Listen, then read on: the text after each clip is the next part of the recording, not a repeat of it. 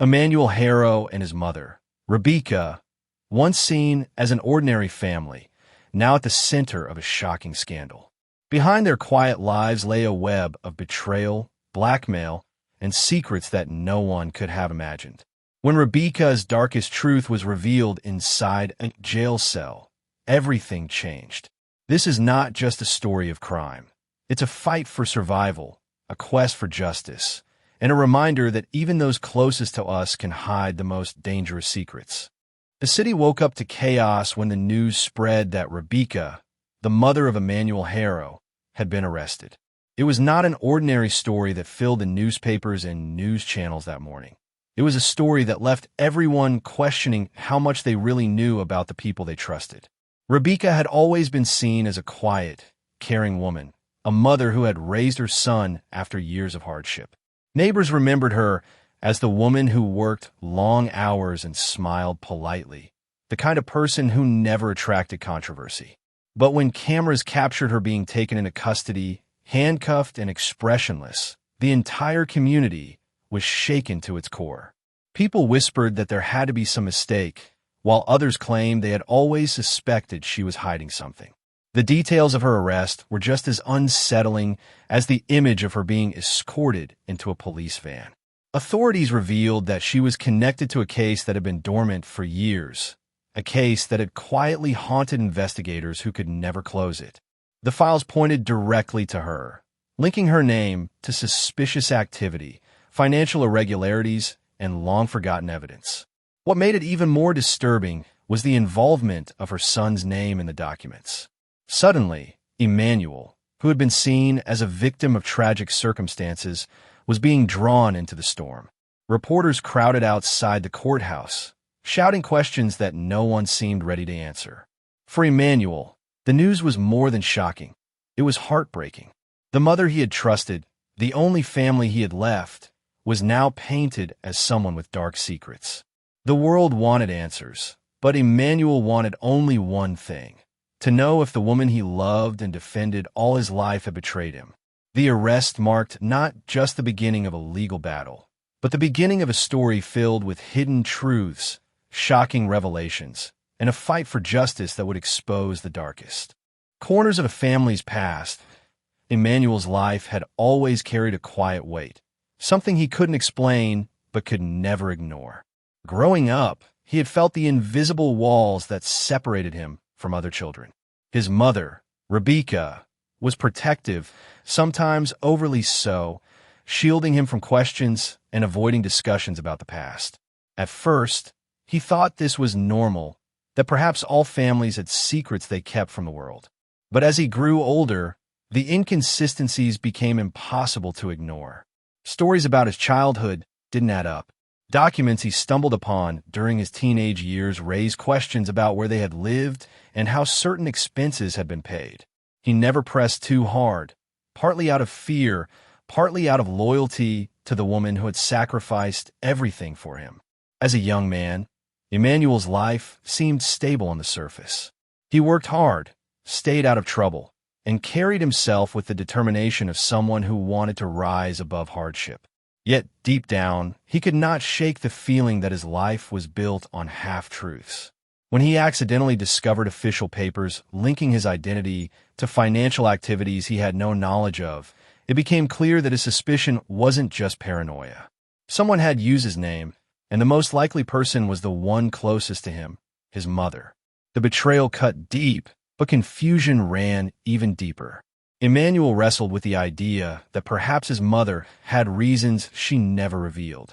He thought about the long nights she spent working, the stress on her face when she believed he wasn't looking, the hushed phone calls that ended abruptly when he entered the room. Every memory began to look different under the light of suspicion. Emmanuel realized that his life was not what it appeared to be, and the search for answers was no longer a choice. It was a necessity. The discovery of the files was the turning point that changed everything for Emmanuel. Investigators had dug into old archives, pulling out dusty folders and overlooked evidence that had been sitting for years without closure. Within those papers, they found financial records that painted a picture no one had expected. Large sums of money had been moved through accounts that, on the surface, appeared ordinary. But the patterns told a different story: deliberate transfers, hidden connections, and transactions that didn't make sense for someone living modestly like Rabeeca. Even more disturbing was the repeated appearance of Emmanuel's name.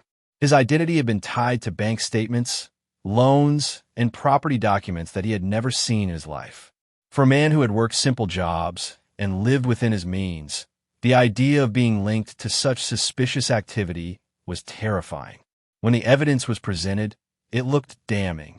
Investigators suspected that Rabeeca had used her own son as a shield, placing his name on the records to deflect attention from herself. To outsiders, it suggested a mother willing to sacrifice her child's future in order to protect her own secrets. For Emmanuel, the shock was unbearable. Each paper he saw was like another knife in his back, each signature a reminder that his life had been manipulated without his knowledge. The revelations caused a media storm. News outlets reported that Emmanuel might not be as innocent as he seemed, spreading rumors that he could have been complicit. His reputation, once clean, began to crumble under the weight of suspicion. Emmanuel knew he had to clear his name, but the deeper he looked, the clearer it became that the truth was tangled in lies that stretched far beyond him. What was hidden in those files was not only proof of fraud, but also the doorway to an even darker secret waiting to be uncovered. Inside the cold walls of the jail, the woman the world thought they knew as Rabeeca began to unravel. For days she refused to speak, sitting silently in her cell as reporters speculated and investigators pressed for answers. The weight of her arrest and the evidence stacked against her seemed unshakable, but something inside her broke when she realized that Emmanuel's name was being dragged through the mud. She had spent years protecting him from the shadows of her choices, and now he was the one suffering the most. Faced with the reality that silence would destroy her son's life, she finally agreed to speak. When investigators sat across from her, she revealed truths that no one expected. She admitted that she had been involved in financial dealings that connected her to people under investigation, but she insisted it had never been by choice. According to her, she had been forced into the scheme years ago, trapped by threats she could not escape. The people behind the crimes had discovered her vulnerabilities and used Emmanuel as leverage. If she refused to comply, they warned her her son would be harmed. Fear had guided every action she took, and the fraudulent transactions were her way of buying time to keep him safe. Her confession turned the case in a new direction. Suddenly, she was no longer seen as the mastermind, but as a victim caught in a web of intimidation and blackmail. Still, the admission raised new questions. Who were the people behind the threats? Why had she kept silent for so long, even after Emmanuel became an adult? Her story cast doubt on the narrative that had dominated the headlines, but it also revealed that the true danger had not been Rabeeca alone. It was someone far more powerful, still lurking in the shadows and ready to be exposed. The revelation of betrayal struck Emmanuel harder than anything he had faced before.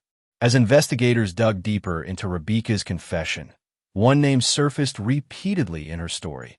A family friend who had been present for years, someone Emmanuel had trusted as a guiding figure. This person had attended birthdays, shared meals, and even offered financial advice when times were tough. To the outside world, they appeared loyal and dependable, almost like extended family. But behind the mask of kindness lay the truth of manipulation and control.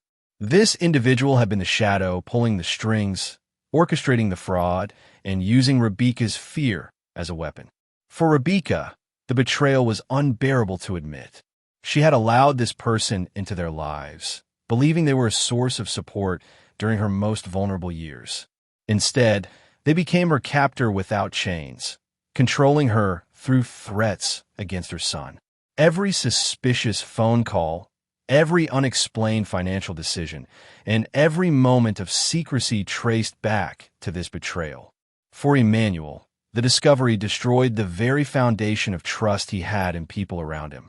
Someone who had watched him grow, who had spoken words of encouragement, had at the same time been crafting the downfall of his family. When the name became public, the shock rippled through the community. Neighbors and friends couldn't believe that the same individual they had admired for years was capable of such cruelty. The betrayal raised new questions about how deep the scheme went and whether others had been involved.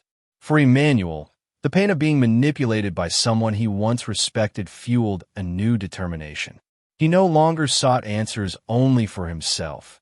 He wanted justice for the years his mother had lived in fear and for the innocence that had been stolen from his life. The betrayal marked a turning point, transforming him from a victim into a fighter. The case took a dramatic turn when investigators stumbled upon evidence that changed everything. Hidden away in an old storage unit, far from the eyes of the public, they discovered a collection of dusty boxes filled with documents and recording devices. At first, it seemed like ordinary clutter, piles of receipts, broken electronics, and forgotten belongings. But buried underneath was a set of audio tapes, carefully labeled with dates that stretched back many years. When the investigators played them, they uncovered chilling conversations that revealed the truth about the threats Rabeeca had endured. On the recordings, the family friend's voice could be heard making direct warnings about Emmanuel's safety. He spoke about what would happen if Rabeeca disobeyed, describing in detail how her son could be harmed if she refused to cooperate. The tapes were undeniable. They showed not only that Rabeeca had been trapped, but also that Emmanuel had been used as a pawn in a dangerous game. For years, she had lived under the constant fear that any wrong step would cost her son his life.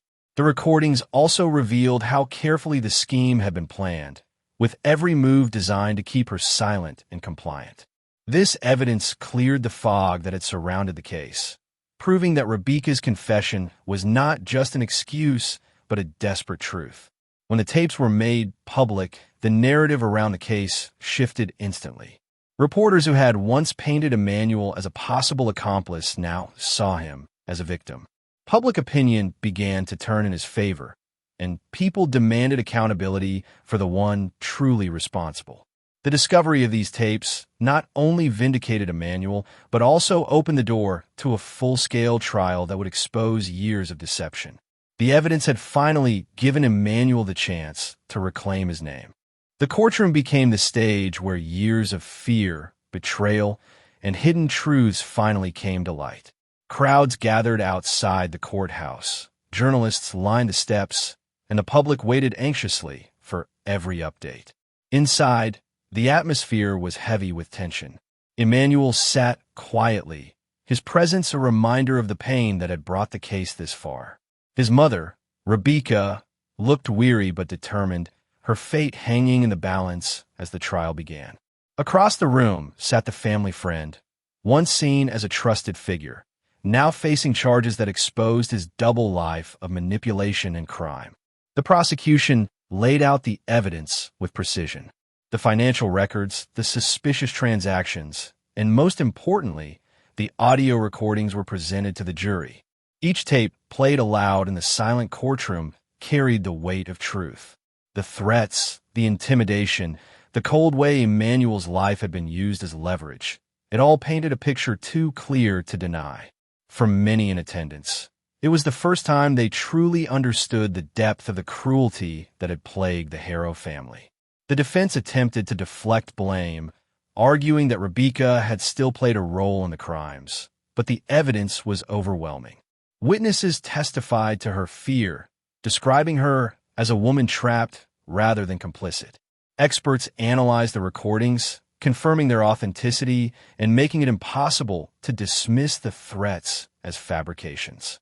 Emmanuel listened to every word, carrying both the pain of betrayal and the hope of justice. When closing arguments were delivered, the jury was left with an undeniable truth. Rabeeca had been a victim, not the mastermind. The family friend's guilt was undeniable, and the weight of justice was finally beginning to tip in Emmanuel's favor. The verdict would decide not only their future, but also the legacy of their story. When the verdict was finally delivered, the courtroom erupted with emotion. The jury found the family friend guilty on multiple counts, sentencing him to a long prison term that reflected the years of harm he had inflicted. For Rabeeca, the outcome was bittersweet. While she was cleared of the most serious charges, Her life had already been scarred by the years of fear, silence, and suspicion. Emmanuel, sitting beside her, felt both relief and exhaustion. The battle had been long, and though justice had been served, the damage to their lives could not simply be erased with a verdict. For Emmanuel, the trial marked the end of one chapter, but the beginning of another. He had fought tirelessly to clear his name, to prove that he was not a criminal, but a victim caught in a storm created by others. Now, with the truth revealed, he carried the responsibility of rebuilding his life. He also carried the weight of his mother's suffering, recognizing that her silence, though costly, had always been rooted in her love for him. The story of their family was no longer one of shame, but of survival, resilience, and eventual vindication. The community, once quick to judge, began to see Emmanuel differently. People who had whispered rumors now spoke his name with respect. His story became a reminder that appearances can be deceiving, that behind closed doors, battles are fought that no one else can see. He became a symbol for others who had been silenced or falsely accused, showing that truth, though buried, could always find its way to the surface. In the end, Emmanuel's fight for justice was not just about clearing his name, but about reclaiming his life. His journey proved that even in the darkest circumstances, hope could survive, and justice, though delayed, could still prevail.